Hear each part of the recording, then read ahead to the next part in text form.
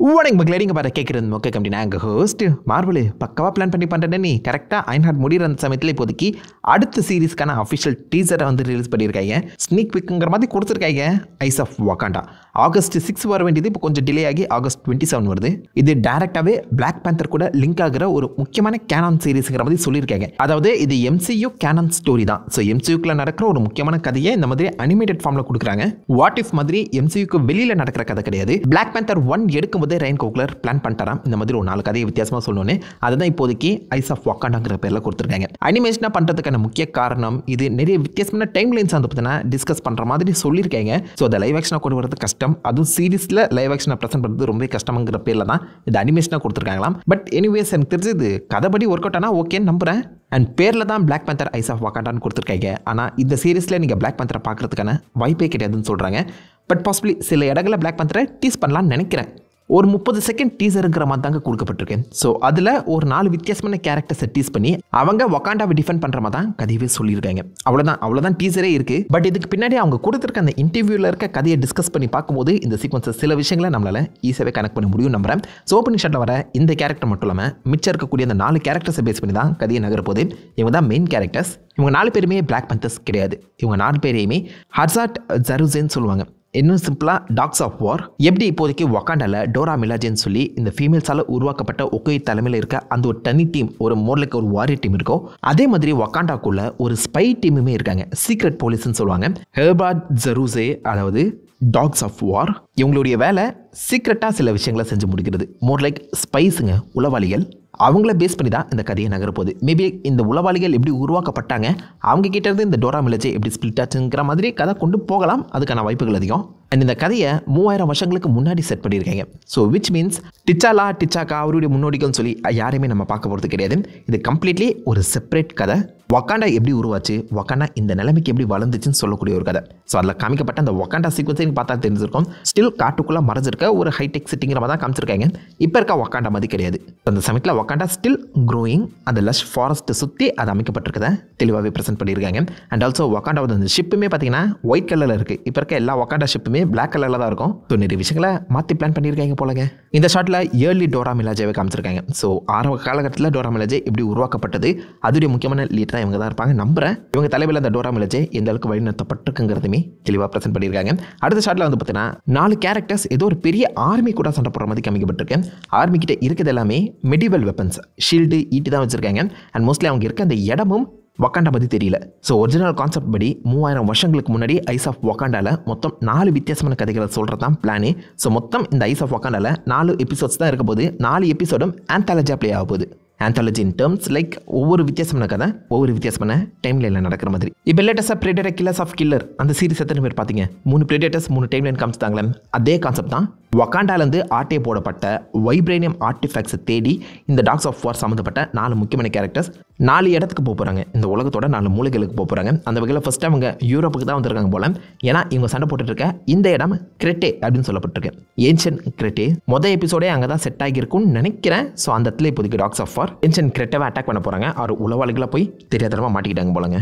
வகாண்டாலேருந்து ஆட்டே போட்டிருக்கேன் அந்த vibranium artefacts எடுக்கிறது தான் உங்களுடைய வேலை. ஒவ்வொரு ஆர்டிஃபேக்டும் மேபி லைக் ஒரு ஆர்மரை ஃபாலோ பண்ணலான்னு நினைக்கிறேன்.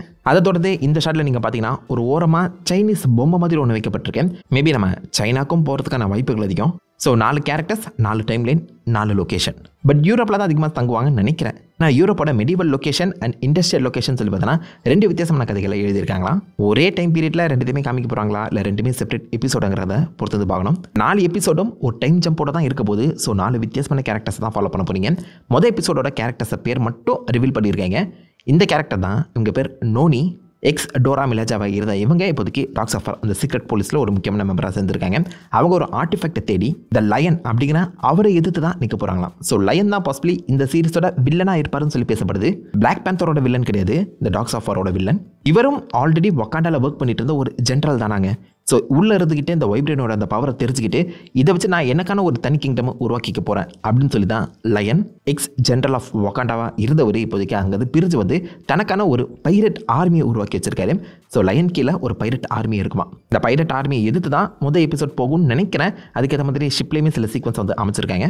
ஷிப் ஃபைட்டிங் சீக்வன்ஸுமே காமிக்கப்பட்டிருக்க அந்த காரணத்தினால மேபி இந்த ஃபர்ஸ்ட் பைரட் சீக்வன்ஸ் கொஞ்சம் பெட்டரான ஆக்ஷன் சீக்வன்ஸோட அமைக்கப்படலாம். பட் இதே லயன் தான் 4 முக்கியமான டைம் லைன்லையுமே வில்லனா வரப்போறான்னு சொல்கிற அந்த காரணத்தினால ஒருவேளை டைம் ட்ராவலிங்லாம் உள்ள இருக்குமாங்கிறது கேள்விக்குறியாக எழுப்பியிருக்கு. வைப்ரேனியம் டெக்கை வச்சு டைம் ட்ராவலிங் பண்ண முடியுமா? டவுட் தான். இது வரைக்கும் எங்கேயுமே காமிக்கல அந்த மாதிரி. பட் சொல்லலாம் வைப்புகள் அதிகம். ஸோ லயன் வந்து 4 ஜென்ரேஷன் இல்லை 4 டைம் பீரியட்லேயுமே வில்லனாக வர போகிறான்னு சொல்கிறாங்க. பார்ப்போம் எப்படி ஒர்க் அவுட் ஆக போகுதுன்னு. நடுவில் ஒரு முக்கியமான ஷாட்டில் லயன் எந்த அளவுக்கு ஒரு பெரிய ஆர்மியவே உருவாக்கி வச்சிருக்காருன்னு சொல்லி தெளிவாக காமிச்சிருக்காங்க. பைரட் ஆர்மி தான். ஸோ காசு கொடுத்து ஒரு பைரட் ஆர்மியவே இந்த பக்கம் லயன் உருவாக்கியிருக்காரு. ஸோ ஒரு மிகப்பெரிய வாருங்கிறதே நடக்க போது நம்புறேன். பிகாஸ் இந்த ஷாட்டில் நீங்கள் பார்த்தீங்கன்னா வக்காண்டாக்குள்ள டோரா மிலாஜஸே செத்து கிடக்குறாங்க. இந்த 2 கேரக்டர்ஸ் யாருன்னு தெரிலங்க. பட் அவங்க வக்காண்டா அட்டையரில் தான் இருக்க அந்த காரணத்தினால மோர் லைக்லி இந்த சமயத்தோட கிங்ஸ் அண்ட் குவீனாக இருக்க சான்சஸ் அதிகம். அண்ட் அந்த டோரா மிலாஜ் டெத்தை பார்த்தும் அவங்க வருத்தப்படுற மாதிரியும் காமிக்கப்பட்டிருக்கு. மேபி இவர் பிளாக் பேந்தராக கூட இருக்கலாம், சொல்ல முடியாது. டைம் ஜம்ப் கன்ஃபார்ம் ஆகிருக்க அந்த சமயத்தில் டைம் ட்ராவலிங் இருக்குமாங்கிறது தான் கேள்விக்குறி. பார்க்கலாம் லயன் வில்லனை எந்த அளவுக்கு கெத்த அப்ளை பண்ண போகிறாங்கன்னு. அது மட்டும் இல்லாமல் இந்த சீரீஸில் பிளாக் பேந்தர் வராரா இல்லையோ அயன் ஃபிஸ்ட் வருவாருங்கிறது கன்ஃபார்ம் ஆகிருக்கு. பட் நாம் நினைக்கிற மாதிரி டேனியோ லென்லியோ கிடையாது. இது வந்து ப்ரீவியஸாக 3000 வருஷத்துக்கு முன்னாடி இருந்த அந்த சமயத்தோட அயன் ஃபிஸ்ட். மேபி இந்த சீக்வன்ஸில் இருக்க இவரே பாசிபிளி அயன் ஃபிஸ்ட்டாகவும் இருக்கலாம். அயன் ஃபிஸ்ட்டை எதுக்கு உள்ளே கூட்டு வராங்க சத்தியம் ஐடியாவில். பட் இந்த சீரீஸில் ஒரு பழங்கால அயன் ஃபிஸ்ட்டையுமே நீங்கள் பார்க்க போகிறீங்கன்னு சொல்லி கன்ஃபார்ம் பண்ணியிருக்காங்க. ஃபர்ஸ்ட் டைம் எம்சியூக்குள்ளே நம்ம அயன் ஃபிஸ்ட்டை பார்க்க போகிறோங்க. Which is really big thing. ஏன்னா இது வரைக்கும் நம்ம அயன் ஃபிஸ்ட்டுங்கிற வார்த்தையை எம்சியூக்குள்ளே கேள்விப்படல. டேர் டெவில் கூடவே பனிஷர் அண்ட் பாசிபிளி டிஃபெண்டர்ஸில் இருக்க அந்த டேனி ரேண்ட் உள்ளே வர மாதிரி சொல்லப்பட்டாலும் ஃபர்ஸ்ட் அயன் ஃபிஸ்ட்டுக்கான இன்ட்ரடக்ஷன் ஐஸ் ஆஃப் வக்காண்டாவில் கொடுக்கப்பட போகுது. Unexpected, really unexpected. பார்க்கலாங்க எந்த அயன் ஃபிஸ்ட்டை கூட்டு வர போகிறாங்கன்னு. அண்ட் எம்சிக்குள்ளேயுமே சாங்ஷி வர்சஸ் அயன் ஃபிஸ்ட்டுங்கிறது ஒரு கதையாக நடக்க வேண்டியது சாங்ஷி பார்ட் 1லேயே. பட் அது செப்பரேட்டாக இன்னொரு கதையில் பார்த்துக்கலாம் அப்படின்னு சொல்லி இப்போதைக்கு சாங்ஷி 2ல் அயன் ஃபிஸ்ட்டை இறக்குற மாதிரி ஒரு பிளானில் இருக்காங்களாம்.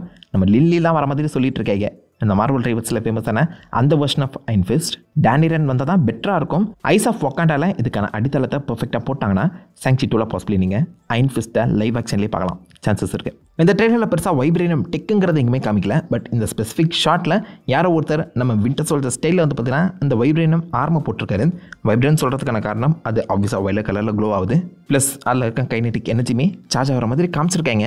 ஸோ டாக்ஸ் ஆஃப் வாராக இருந்தாலும் அவங்களுமே சில இடங்களில் வைப்ரேனியம் டெக்கை யூஸ் பண்ணுற மாதிரி தாங்க கதையை அமைக்க போகிறாங்க. இது கம்ப்ளீட்டாக வாட் இஃப் ஸ்டைலில் ஒரு 3D அனிமேஷனாக மட்டும் இல்லாமல் 2D ஃபார்மேட்டும் இருக்குன்னு சொல்லப்படுது. மொதல் எபிசோட் கம்ப்ளீட்லி 2Dயாக தான் இருக்குன்னு சொல்லிட்டு இருக்காங்க. லைக் முலான் பழைய அந்த டிஸ்னி அனிமேட்டட் முலான் பார்த்துருக்கீங்களா? அந்த ஸ்டைலாக தான் இருக்குன்னு சொல்லப்படுது. நல்லா இருந்தால் ஓகே.